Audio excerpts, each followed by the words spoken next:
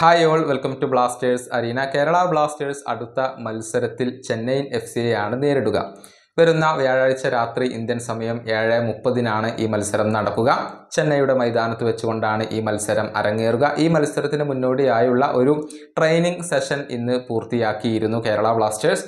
ആ ക്യാമ്പിൽ നിന്നും ശുഭകരമായ ഒരു വാർത്ത പുറത്തേക്ക് വന്നിട്ടുണ്ട്. മലയാളി താരമായ മുഹമ്മദ് ഐമൻ ഇപ്പോൾ ട്രെയിനിങ്ങിലേക്ക് തിരിച്ചെത്തിയിട്ടുണ്ട്. ടീമിനോടൊപ്പം അദ്ദേഹം ട്രെയിനിങ് നടത്തിയിട്ടുണ്ട് എന്ന റിപ്പോർട്ടുകളാണ് പുറത്തേക്ക് വന്നിട്ടുള്ളത്. IFTWCയുടെ റെജിന ആണ് ഇക്കാര്യം റിപ്പോർട്ട് ചെയ്തിട്ടുള്ളത്. ഐമൻ ട്രെയിനിങ് നടത്തുന്നതിൻ്റെ ചിത്രമൊക്കെ അദ്ദേഹം ഇപ്പോൾ എക്സിൽ പങ്കുവച്ചിട്ടുണ്ട് എന്നുള്ളതാണ്. അദ്ദേഹത്തിൻ്റെ സഹോദരനായ അസ്ഹർ ഇതിനു മുൻപ് ട്രെയിനിങ്ങിലേക്ക് തിരിച്ചെത്തിയിരുന്നു.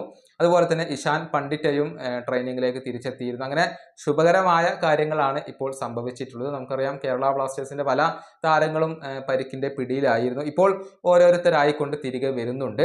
ഐമനെ സംബന്ധിച്ചിടത്തോളം ഈ സീസണിൽ വളരെ കുറച്ച് മത്സരങ്ങൾ മാത്രമാണ് അദ്ദേഹത്തിന് കളിക്കാൻ കഴിഞ്ഞിട്ടുള്ളത്. 5 മത്സരങ്ങൾ കളിച്ച താരം 2 അസിസ്റ്റുകൾ സ്വന്തമാക്കിയിരുന്നു. പിന്നീട് അദ്ദേഹത്തിൻ്റെ യാതൊരു വിവരവും ഇല്ലായിരുന്നു. മെഡിക്കൽ അപ്ഡേറ്റുകളൊന്നും നൽകാൻ കേരള ബ്ലാസ്റ്റേഴ്സ് തയ്യാറായിരുന്നില്ല.